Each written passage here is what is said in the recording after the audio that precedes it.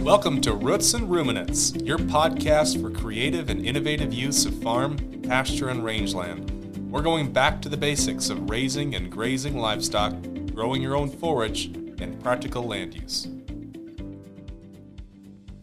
Well, folks, this is it. This is going to be episode 1 of Roots and Ruminants podcast. We're certainly excited to be doing this. We've been talking about it for a long time now, and we're off. And we've got probably one of the coolest guests with us today, James Holz from Central Iowa cattle feeder. I'm Justin Frichte, and along with me, sidekick and co-host is the Jared Knock. We're going to have a lot of fun through this podcast. We're going to cover a lot of great, interesting topics. And like I said, we're going to get the ball rolling with one of the funnest guys I know here, James Holz. So, but before we get into talking about James, Jared, talk about why we're doing this podcast and why it means so much to us. So the reason we're doing this podcast, it's a way to incorporate a lot of innovative systems, I would say, in livestock production today. There's a lot of things that Justin and I have seen over the last 10 years that involve really creative uses of cover crops, forages, perennials, native ranges, trees, silvopasture, a lot of different things that are out there on the horizon that people are curious about. So we wanted to bring some of those guests to the table here and discuss in several ways how they're making their operations more profitable, more robust, more meaningful, better situated for the future. All right. So, James, why don't you go ahead and give a little introduction about yourself and where you're from and a little bit about your operation. Yeah, thanks for having me. I'm James Holz, and I am from lovely Grand Junction, Iowa, a vacation destination. And have you been there? It's not that. Oh, there he is. Yeah, there's a hotel there. We have a hotel motel, one bank, one bar, just the basic ones. Yeah.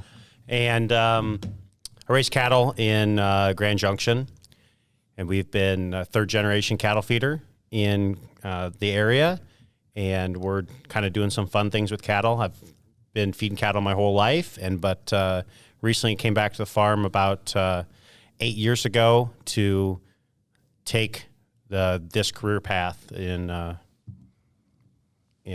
feeding cattle. Okay, so let's step back just a second here now. Okay. Yeah.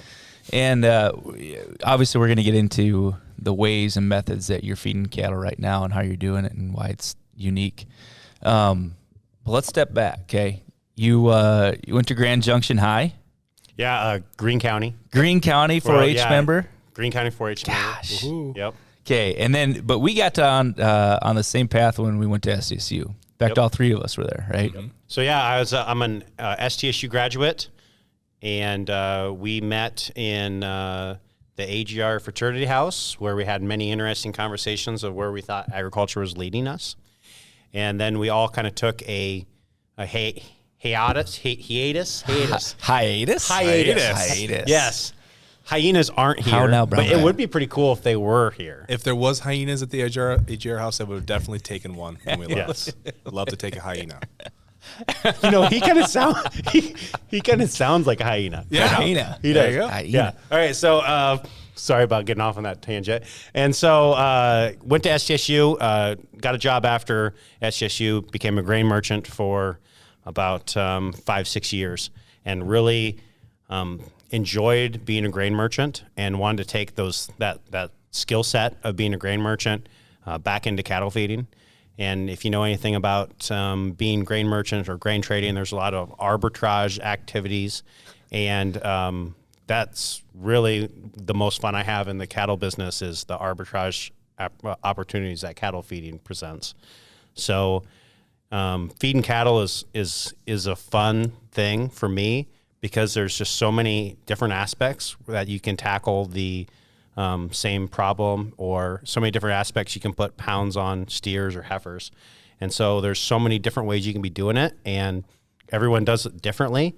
And this few ways that I'm doing it is kind of working, and I'm kind of enjoying it. So Let's go back 8 years ago. So 8 years ago, when you were kind of back into the operation, how different did your operation look than the average Iowa cattle feeder grain farmer? Our operation didn't look that much different than any traditional cattle feeding operation. I would say ours was just a pretty standard farmer feeder type program. Simplified crop rotation, corn, Simplified crop rotation, corn, soybeans, a little bit of alfalfa, pretty basic by yearling cattle, grow them, finish them, sell them to a packer. Standard outdoor yards with some concrete. Standard outdoor yards. Yep. Yep. No buildings, windbreaks. Okay. Tell me about the first creative thing that you did where your dad looked at you and raised one eyebrow and was like, what's going on here? Yeah, probably the most creative thing I did was the first year I was back. It was 2012, and it was a drought year, and we didn't have any crop at all. And we were chopping silage in the middle of August, and I bought a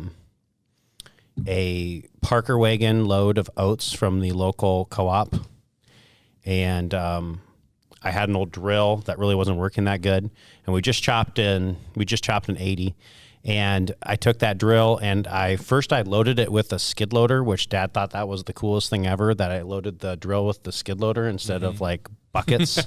He's like, I would never thought about that. And I was like, oh, this is just the easiest way for me because I'm really lazy. And so I drilled this 80 and it was raining, it was pouring. It was the first rain we got all year. And I drilled this 80 of oats in, and it grew fabulous. It was in early. And we ended up, those oats got about knee tall, and we ended up cutting them and baling them on Thanksgiving.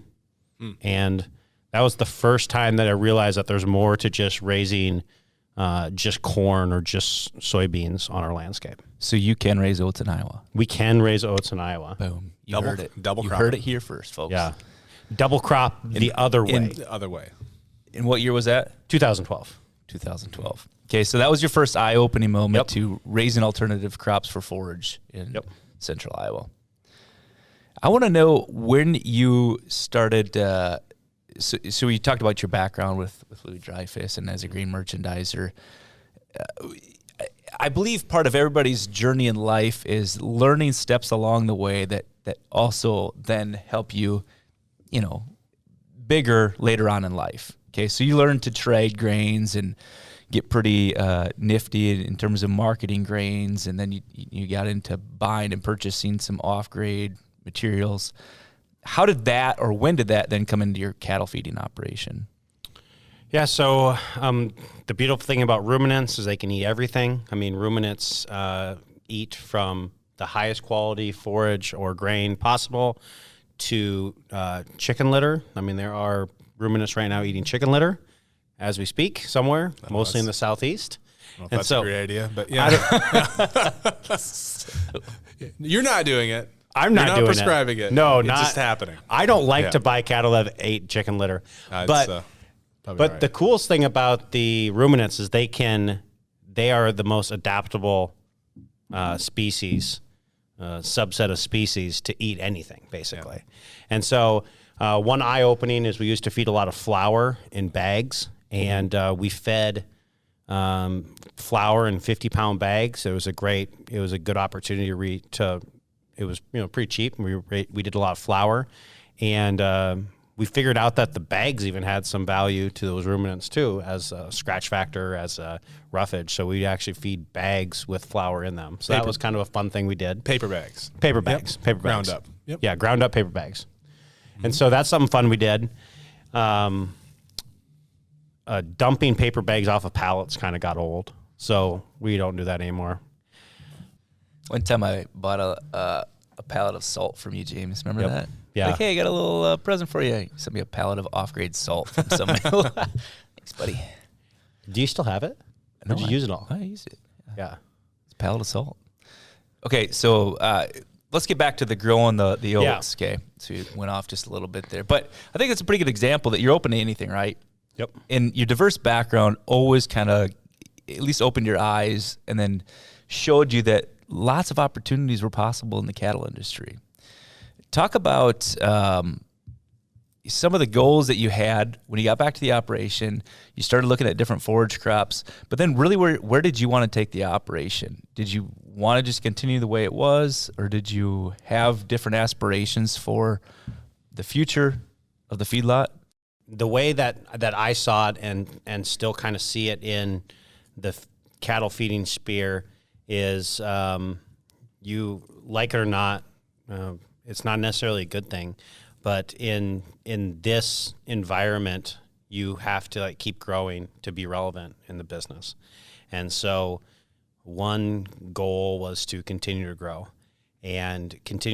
so you have more leverage to sell your product and can be taken more seriously on your end product. And so we have been deliberately trying to grow.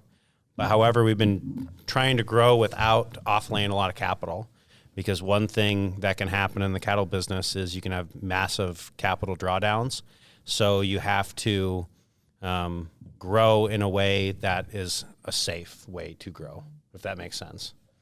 So your idea for growth was not to put up a $500,000 slat barn and finish cattle. Yeah, correct. Yeah, it was a low capital growth rate. For any of our listeners that are Twitter followers, they'll be familiar with the great debate of outdoor pens versus barns from a few months ago. And you chose neither path right now for expansion. So tell us about where both paths right now. Where your expanded yards at, what they look like. Well, Jared, I always like to be right. So I have cattle in a barn right now, in a slatted barn. I have cattle in a bed pack barn. I have cattle in a dirt pen. And I have cattle run out on corn stalks. So right now, my performance in one mode is the best out of any mode today. Today is -5. It's windy, flurries, not nice outside. They even have the shades down at the office because there's just no light to come in. It's just so dreary outside. Yeah, We it's just so don't wanna dreary. see it. Yeah. So like right now, I imagine my cattle are doing really good on that bedded beef barn. Like they're really doing well. And so I don't like to get in those debates on Twitter because they're really like a no-win situation, because in some days it is going to be best in a bedded barn. We can debate and go back and forth on the cost, quantify the results, but every different way of production has some advantages. Mm-hmm. So tell me about though, like your feed yard on a cornfield right now today. What's that look like? How many head will you put up there? How do you keep them in? How do you sleep at night knowing they might bust through the fence? Has it ever happened? Get into some of those details, those commonly asked questions. Yeah, so I guess just for context, where we started going is we were putting on a lot of cover crops on our own property, on our own farms, something that we really believe in. And we would see those green cover crops in the fall and the spring, and we'd always say, like, what a waste. Like, those things are green. They look amazing. And should have had something to eat, though. And we got to terminate them. Absolutely. So it's like all this carbohydrates are just wasting out there. There's wasted carbohydrates. Mm-hmm. I kind of think of it as like opposite of humans. Like if there's Doritos to be had, those cattle need the Doritos, right? I've had a nickel for every time I've heard that. Yeah. Yeah. I have a nickel. So Doritos does not sponsor this podcast. Not yet. All right. If actually Matthew McConaughey, I think he'd be a really good podcast I think so too. because did you see the commercial on Doritos? Yeah. He just had the Doritos commercial. Yep. And he has cattle, Herefords, horned Herefords. He's got a super sexy voice. Oh, Yeah, yeah. it's true. Beef. Yeah. Can't And do he's it. in beef ads. Oh, yeah. You should reach out. Okay. Hey, Courtney. I'm sure he's Hey, Courtney, listening could you right reach now. out? I'm not even in charge of the let's ask our podcast, and executive I'm already asking the producer to reach out to Matthew. Let us know. If you hear back from him before we get done, let us know, would you? Okay, Yeah. thanks. Yep. Okay. He might call in. Matthew, if you hear this, you can call in right now. Phone lines are open. Yeah. Okay, where were we before Doritos? You're talking about the cover crops looking like Doritos in your mind, thinking they're going to waste. Yes. Okay. Just pick it up and eat it. Yeah. So there's all these carbohydrates out there, and like they just need to be consumed. And so it's like really disappointing that we didn't have any fence. Like Iowa doesn't have any fence anymore. Basically, all the fence in Iowa was built in the 50s. Yeah. And it's still there, but it's defunct, right? Right. So we bought a semi-load of posts out of Kentucky, and we just started building fence. We have a couple farms that we have fence around them, barbed wire fence, all wood posts. Sharp. 6 barbs. No high tensile, no hot wire, just all barb. No hot wire. Okay. No high tensile. Again, that finding shorts I think would suck. Electric fence is pretty popular in Iowa. That's like a thing. I don't really understand the Iowa farmers who are grazing cows out on corn stalks with electric fence when they got to go and put all the electric fence in, because that seems like a lot of work. Oh, I would totally disagree. Really? Quick Yeah. and easy. When we rent corn stalks from neighbors and stuff, if it has a fence, we wish it didn't. It's just a way to short the hot wire. Yeah. out. Even a I would good actually fence, like a good perimeter there's fence, just do you a- prefer They that? don't exist. No, Yeah. not if it's around a crop field. Right. I mean, if you put it in and you owned it, it would be fine. But if you're renting corn stalks from a neighbor, Sure. they're not going to maintain that. Actually, some of those are maintained in Iowa, I see, but not in South Dakota. So the existing fence is just a way to sort out your fence that you put in. Hey, I got a question. Yeah. Fencing. Yeah. So on that, okay, you put in a 6-strand barbed wire. 6-strand fence. barb, boring, Awesome. yep. Yeah, okay. Did you do any NRCS funding practices or anything like that? I when you went- didn't, Okay. but looking back, I wish I would have. Well, I think in our conversations, 6-7 years ago, I don't think either of us understood the opportunities that existed No. there. Great. No, We were just getting into it. Yeah. That's probably one of my biggest regrets on farming is not looking into those practices before I just went in all in. I just wanted to just rip the Band-Aid off and go, right? Yeah. I didn't have time to wait around for the government to figure this stuff out, so I just went. But looking back, I wish I would have had a little bit more planning and would have done that. Yeah. Yeah. Okay, so you got the cow, you're bringing your yearlings out there. Yep. What are you doing for a bunk line? Yeah, so every one of so we have the barbed wire fence around it. It costs about $10,000 to fence around a 160 roughly. That's that's just rough math. We have the fence. We make a small cement area where we have fence line bunks. We kind of position it in a place that has natural drainage, which in Iowa, like the topography is like a small knoll, like a 1.5 foot increase in topography in Iowa. It's actually more than that, but pretty flat and black, obviously. And so we put fence line bunks in. Both of the places that we've had we've been able to tie into a water source without having to dig a well. But there is NRCS cost share for digging wells, and so that's one thing that you could look into. And we fence around the farm and put up bunks.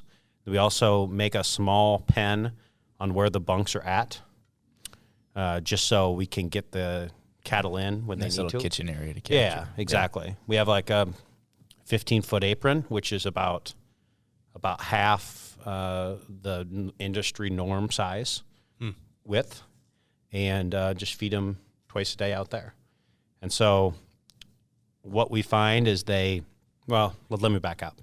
And so we place cattle in there that are, after we've harvested our crop, we're harvesting high moisture corn, earlage, silage, those things. So we're not having to wait really long. And then we put a calf in there, a yearling in there that can be sold before it gets muddy. And so we'll want to get them out by the 15th of March, at least by the 15th of March. And so You said when are you bringing them in? Mid-November? end of September. End of September, October. okay. So it's dry, though, and... It's dry. Okay. Yep. And how many head are you putting on a quarter at a time? Yeah, we're putting about 400 head on a quarter. So whatever that stocking rate is. Yeah. About a quarter acre. Wow. Plenty of space. Awesome. 15,000 square feet. 15,000 square feet. So what's the square footage in a slatted cattle barn? About 35. Yeah.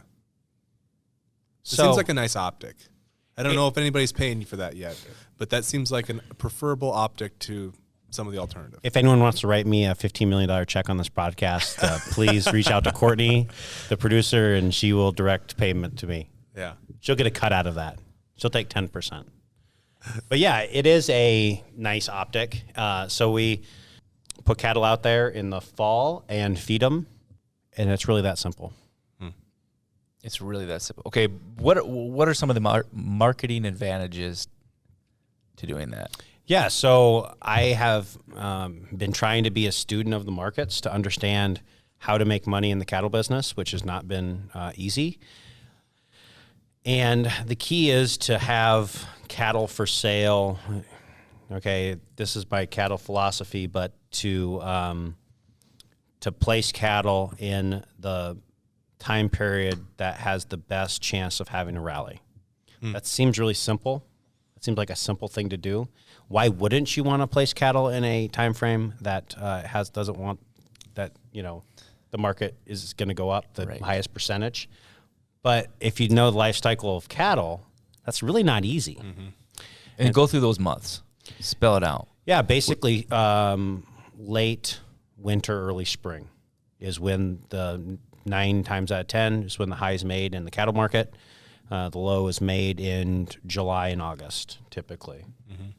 July through October. Okay. Yep. So is it, if you're in central Iowa and you're trying to source, what weight calves are you bringing in? 800-pounders? Yeah, 800-pound cattle. Yeah. Are you finding them in the upper Midwest at that time? Are they all sold? Where are you going for calves? Yeah, so we had to go east. That's the place that has the set of cattle that we need in those marketing periods. Because the West is so good, the Western producers are such good producers that they are having their cattle are calved in a very short period of time, and they just don't really work into our system because we need them all out in February or March. And so we're primarily buying Eastern origin cattle. So you'll get those out of there. So you'll have this during this time frame, during March, April, May, you'll probably have less cattle around than normal, right? That's when your busy season is for planting and that kind of thing. Yeah, so we'll have we'll be on, that is our low, that time frame, and then again in like the midsummer, we'd have the lowest amount of cattle around. So like right now, February would be like high peak inventory. Okay. So you also did something on cropland in Iowa that is almost unheard of. You planted Iowa crop ground back to grass, initially not enrolled in any program for payment, correct? No payments. Putting up fences. No, actually, I will even take it back. Okay. It was half CRP, half corn. Ah. I bought out of the CRP payment to put it into grass. That's not common. Okay, so tell us, what's that look like? Give us a visual. How many acres is it? How is it set up? What was your vision, and did it work out? Yeah. So this all ties into this corn stock thing because it really is all just the life cycle of cattle and life cycle of my marketing plan.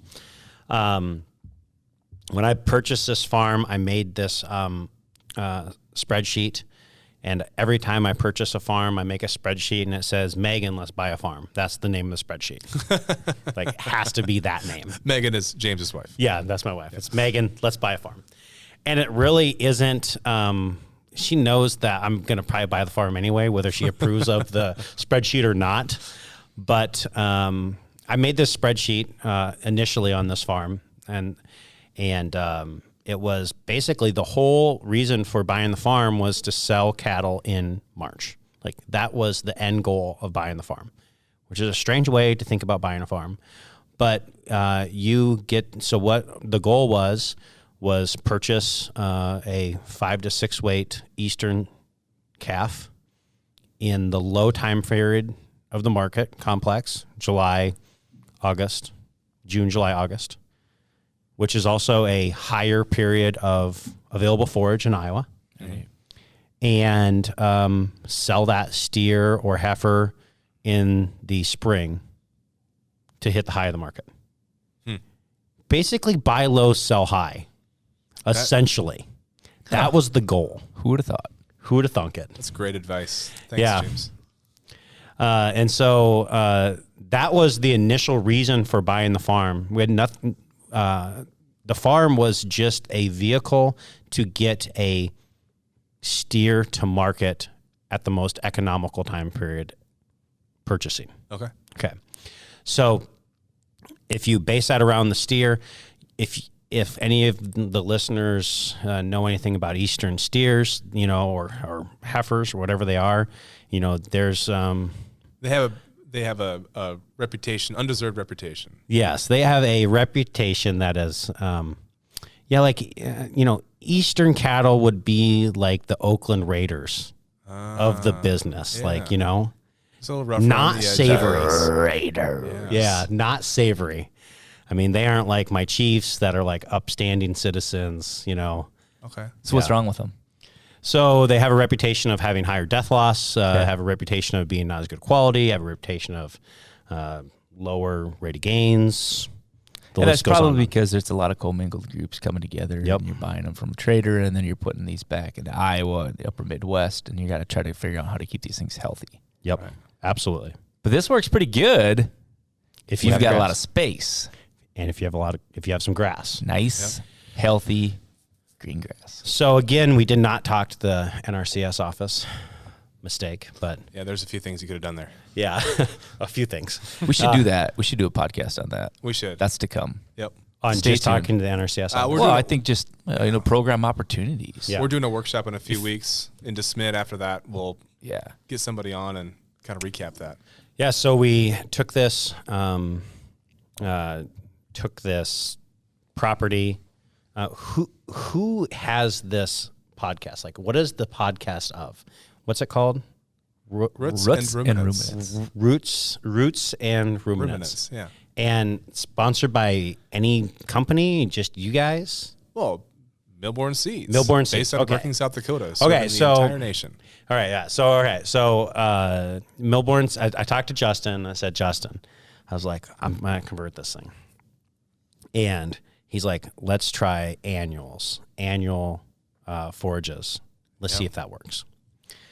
And this isn't a recommendation. It did not work for me. So we put on annuals, and it did not work good for me. Probably because I had too high of stocking rate. Okay. So we took this farm and we put waters in it. We divided it into 15 acre paddocks. And the whole goal was to keep Easterns as healthy as possible. Mm-hmm. That's the whole goal of the whole property, is to straighten out cattle. And so we started with annuals because, you got to try the water before you jump in, right? Mm-hmm. I'm pretty bold, but even that was pretty out there. So it's like, if this thing is a failure, and my dad did think I was completely crazy, by the way. He did. And so he's like, you are not doing perennials. Yeah. You're doing annuals. Then at least I can spray it out and raise soybeans. Yeah. Right?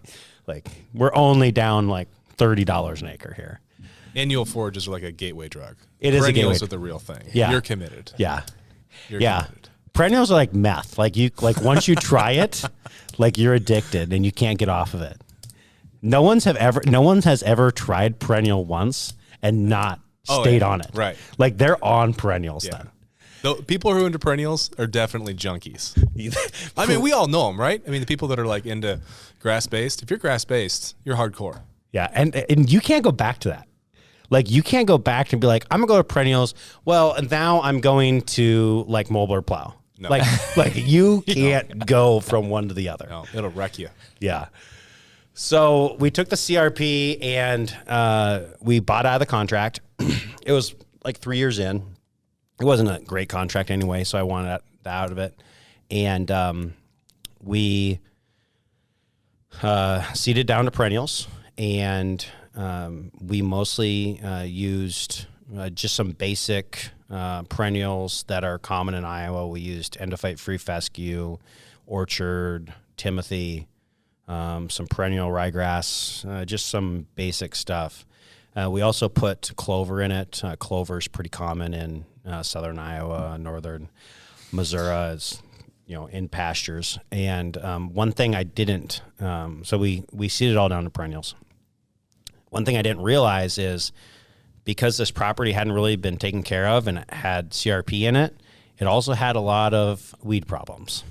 So we had to really, it took a couple of years to kind of take care of those weed problems.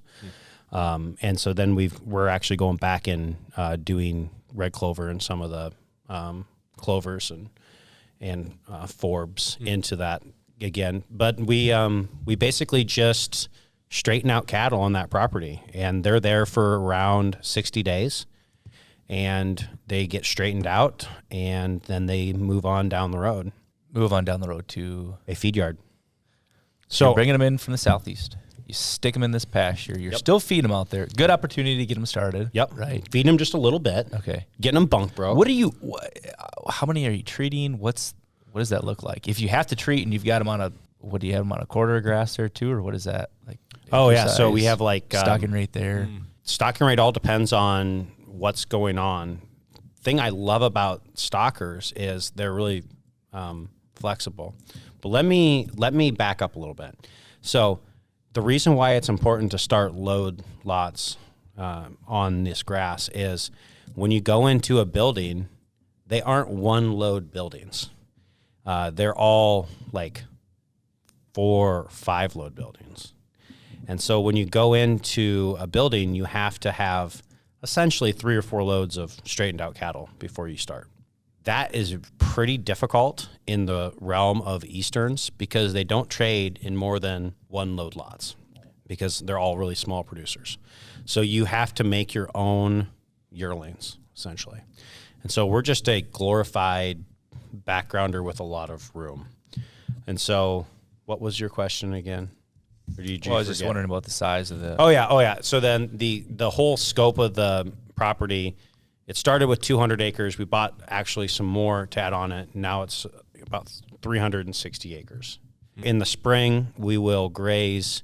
We've gotten as high on a good spring with lots of rain, 6 to 1, 6 stockers to an acre. So we'll have 1,200 plus on that 200 acres. And then this last fall, we were down to a half to 1. So we match stocking rates with grass availability. Tell me about, to play off Justin's question, how did that affect your use of antibiotics, use of crumbles, vaccination? What was the health look like comparative to when you put those same type of cattle instead of your system that you're talking about into a yard right away, into a close contact dirt yard? Yeah. So my dad, who was the, maybe not believer of this, after the first year or two, he's like, oh, wow, this is working. He's a huge believer. Like he says, the grass is the best antibiotic. It's no question that the grass keeps cattle healthier. It keeps cattle. Somebody write that down. Did you write that down? Yeah. It's already trademarked. It's already trademarked. I'll be selling hats later with that on. The grass is the best antibiotic. I love it. It's really easy to see sick animals in that system.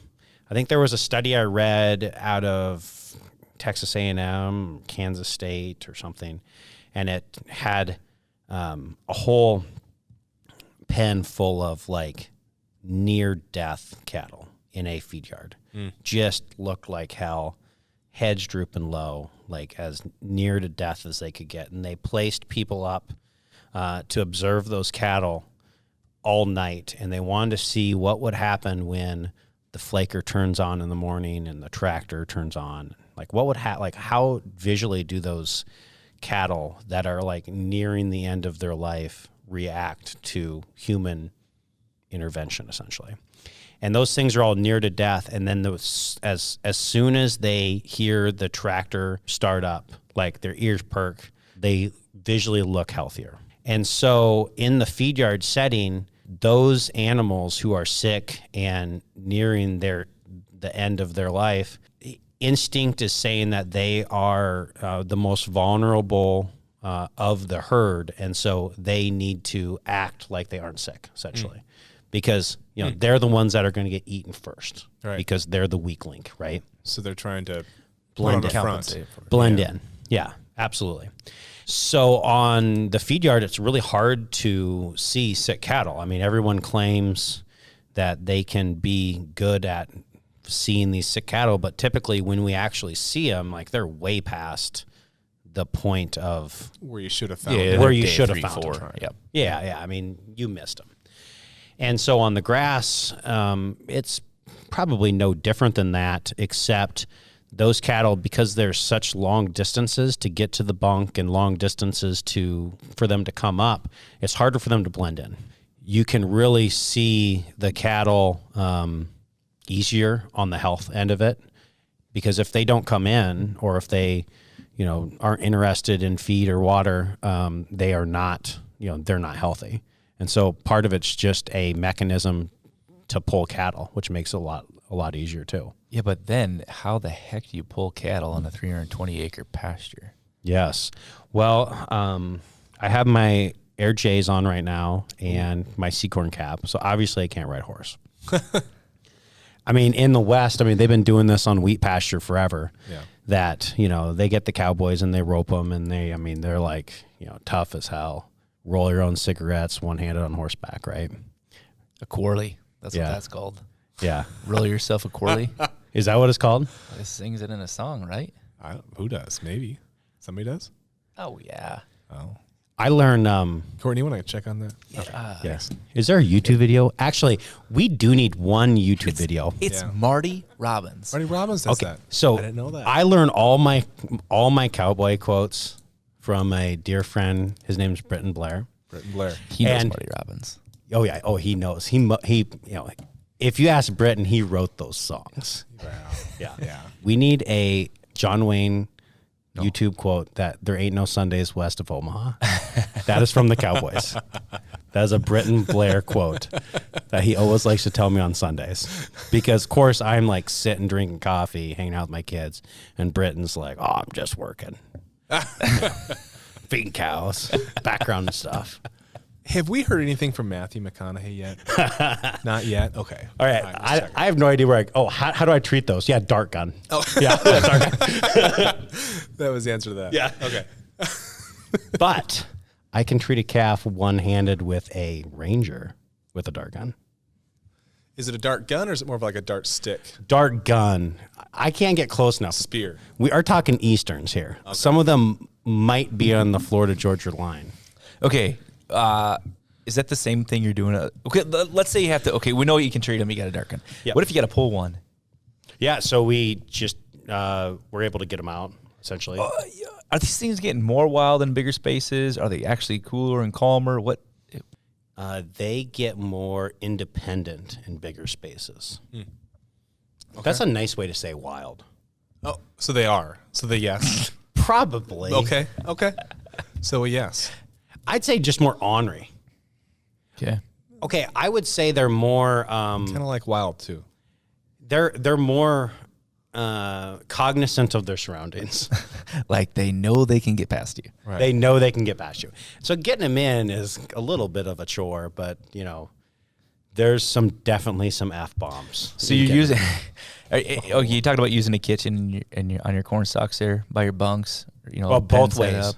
Both ways. Same on the Yeah, pasture. same on That's the how pasture. you're moving stuff. Yeah, we have Because you're moving them traps. 60 days. That's Yeah. not too long that they've been but on the grass. And then they're within gonna the go feed 60 up. days, we're moving them amongst different pastures. So Okay. in the pastures, they get pretty used to getting moved in amongst the pastures. Okay.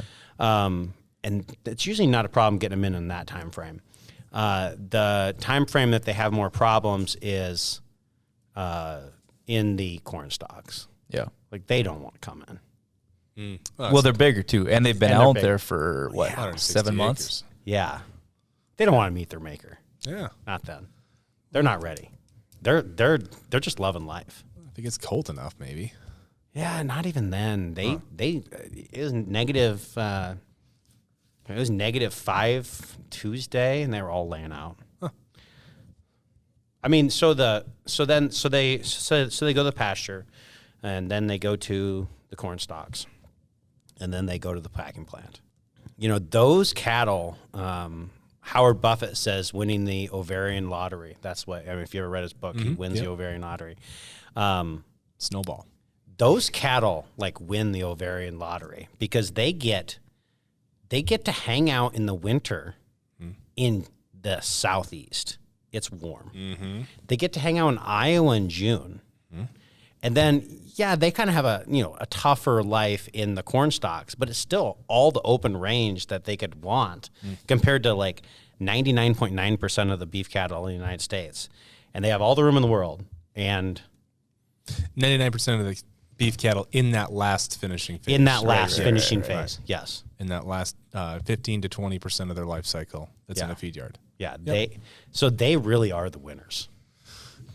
And so the really cool thing about it on our end of it is a couple of benefits we have is we don't need to haul their manure on the corn stalks because they do it for us. They also haul manure to the top of the hill because that's where they typically hang out, which is where you need the manure. Mm-hmm. Bedding and scratch are kind of out there. Yeah, they don't require any bedding. They don't get dirty. They don't have any tag. The feet and legs, nearly no feet and leg problems. Oh, man. One thing you They're not see standing and a on lot like concrete the or slatted buildings is feet and leg problems. There's no feet and leg problems. I was talking to Justin this last year. We are having this one problem on this one group of cattle that are in corn stalks is they're so comfortable out on the corn stalks that they don't come in and eat. They don't want to eat, which is actually a problem, right? Because they need to gain weight, but they're so comfortable out there. It's I wish I could swear right now. I'll eat tomorrow. No. But I can't. You already said hell. Yeah. I'm not even sure that's allowed. Yeah, exactly. But I guess maybe they say, and then they're I'll just stay out here and hang out, and they won't go in. Yeah. Huh. So do you get calves going off feed then? Yeah. Once in a while, this is the first time it's happened. Is it more when it's warm or more when it's cold? Or does that not dictate it? I don't think it really matters. Okay. Yeah. When the weather does get worse, typically they stay closer in. Then when the weather's nice, they go out. Sure. What do you do? So today we talked about temperatures below zero and we got some gusty winds. Are they crunched up in an area where you have some shelter? Are you providing any windbreak shelter? Yeah, so we have windbreaks, and we've really tried to be super, super innovative with our windbreaks. And we use these portable windbreaks called corn stalks. And corn stalks are really the edible underwear of the cattle feeding business because they provide so many different resources. So I think there's only maybe 2 resources for edible underwear. So, okay. It's underwear and So many food. resources. Okay, so edible underwear provides Well, no. Nutrition. Let's talk about the corn stalks. Okay. Let's talk about the corn stalks, okay? I would like to compare these two. All right. The corn stalks, we move them when we either bed or feed. We also feed corn stalks. So, the corn stalks are being fed for nutrition. They're being a windbreak, and they're bedding. And so, they're all 3. Their comfort, their support, and their nutrition. I didn't know how that was going to come together. That went a lot better than I thought it could. See? It's actually a great analogy. It is. And so we have the corn stalks as our windbreak. So that's the windbreak. What else? I know.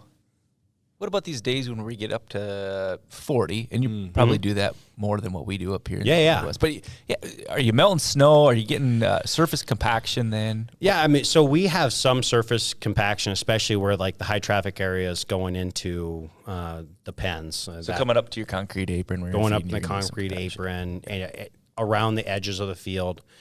But we're typically trying to get them out early enough. We do have maybe some small mud problems right in the spring. Last year, especially because it was warm early, and it was warm earlier than the years past, and so we had a little bit of mud problems then. But by and large, we don't have any mud problems, and the compaction issues, we haven't seen anything. We run on our farm pretty small equipment, and so we don't have a lot of compactions on that. And then there's been some studies with Practical Farmers of Iowa and others that, even small ruminants don't even have, or even ruminants those hoofs really don't have as that much compaction. It's mostly just surface compaction the first inch or two. And so like we haven't seen any problems. But you also did have cover crops on that, But right? we had cover crops on them. Yep. Earlidge or silage came off. Yep. Cover crops Cover grape come on. Start grazing them. Yep. in the fall. Yep.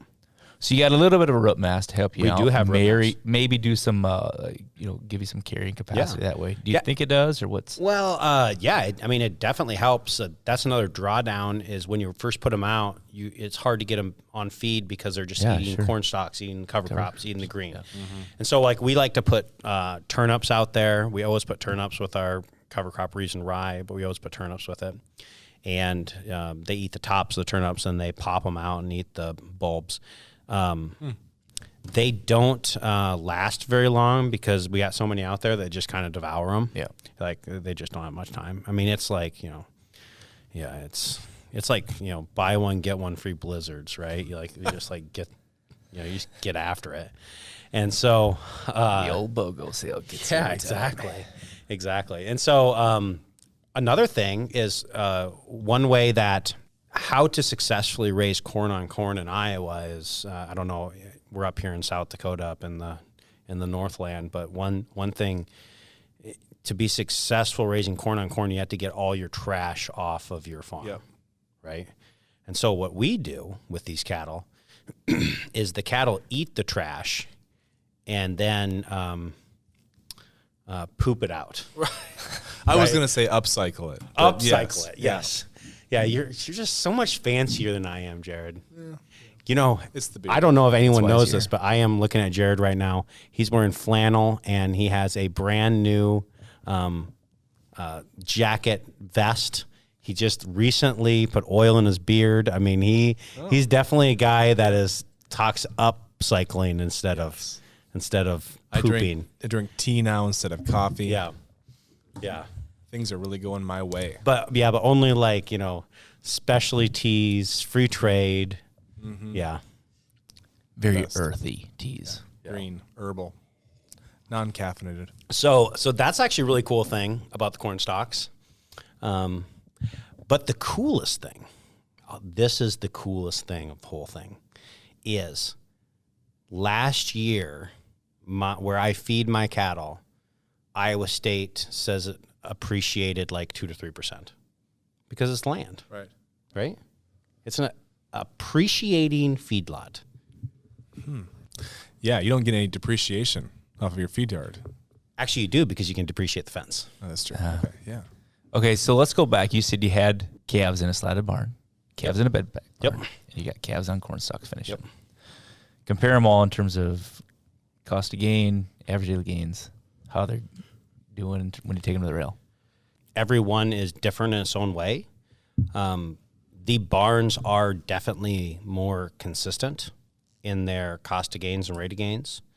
They're more predictable. However, what we found on these corn stalks is they're typically our top 10% rate of gain and cost of gain closeouts.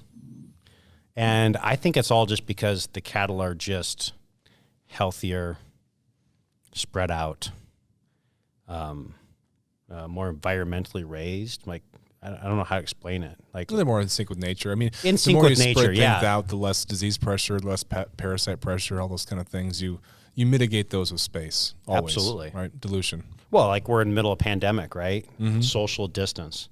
We're in a room that's, huge, but it's no different.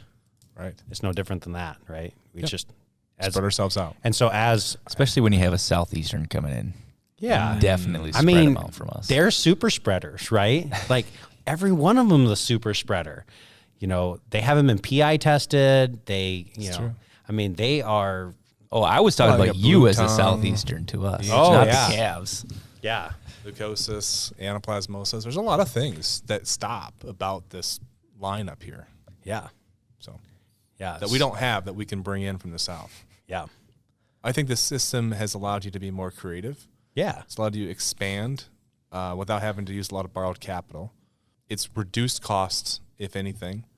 It's given you an opportunity to cash flow land purchase Yeah. by doing the exact opposite of what 99.9% of people would have told you to do. Yep. Right. And then and like we always say, the corn crop is just an added bonus, right? Yeah. We already made the mortgage payment with the cattle. Mm-hmm. Just on the yardage, we made the mortgage payment on the cattle. So whatever we get for the corn crops, that's just like a little bonus. What we got just a few minutes left here.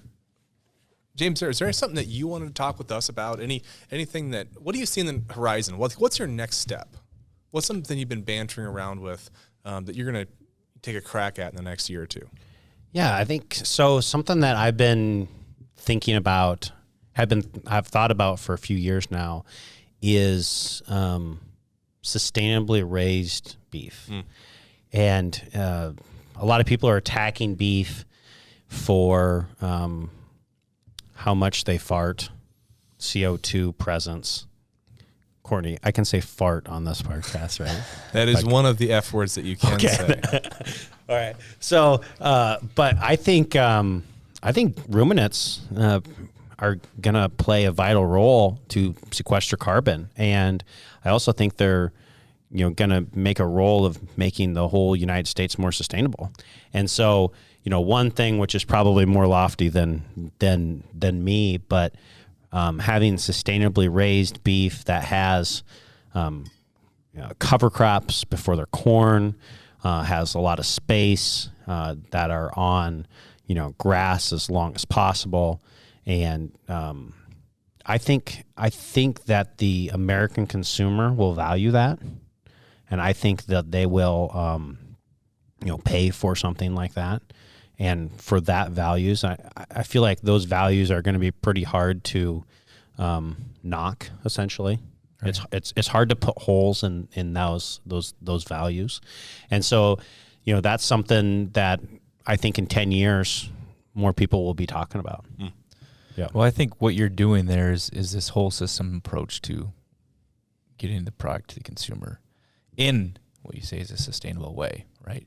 And there's pieces within agriculture that are doing this, and branding and marketing programs will then help tell that story. But when you can put that all together on one operation and then tell that story and then hopefully market it that way, and you should be rewarded with a premium because you're raising a premium product, and it's the way consumers want it to be raised. Yeah. I mean, when you go out, even when it was -5, I was talking to Justin on the phone when he asked me to be on this podcast, and I was checking the cattle out on the corn stalks. And what did I tell you, Justin, that it was -5, and I told you what? They all looked like they were what? They're all spread out. They're all spread out and laid down, and they look like they were dead because they're so comfortable. Oh. They're just like laying out there. There's like not a care in the world. It's -5 in Iowa, and like they're just hanging out sunbathing. Like, it's like a May day in Brookings, out there essentially. Yeah. Well, I remember those. I remember those. That's awesome. I think you're right. I think there's opportunities for that in the future. Well, one of the things as we look to future guests and other types of topics on this podcast, we're going to be talking with lots of different individuals raising different kinds of livestock in different ways. We were thinking about, what is a way to get the feed yard sector represented in our podcast? And we thought, what better way to talk about, kick off our podcast program than talk about a cover crop field as the feed yard and some other things that James has done. James, you once described yourself to me as quite possibly one of the larger stocker programs in Iowa, which is probably a very short list of stocker programs in Iowa north of I-80. Yep. Correct? Yep. I think what you've done there, planting the 300 acres, back into working grasslands and using it to help straighten out cattle, reduce antibiotic usage, increase performance, is innovative, and I hope it becomes a model for other people. Mm-hmm. Yep. And I mean, people are paying attention. My dad, who didn't think it was possible, converted 30 acres of 90 CSR land into grass 2 years ago. So even more is happening. Yeah.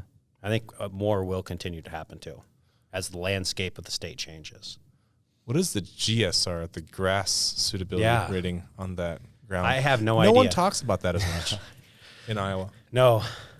And I don't think anyone's going to probably be talking about that, for a while. But, there is a growing movement of, converting back into grasslands, converting into really regenerative practices. I'm probably, obviously, people could poke all kinds of holes into my system as maybe not regenerative enough if I claim to be a regenerative farmer. But for us, it's a very scalable system. Yeah. That's really working. Scalable, profitable, Yeah, still practical. absolutely. And Galvin really, lamp, the all cost of it. is just building that fence. Yeah. It's good stuff. Well, James, this is awesome. Certainly glad that you're able to be our first podcast addition to Roots and Ruminants, and man, this is fun. This is just the start of it, guys. So thanks for listening. Thanks for tuning in, and stay tuned as we're going to bring you more episodes just like this as we go forward throughout the year. Till next time. It's Roots and Ruminants.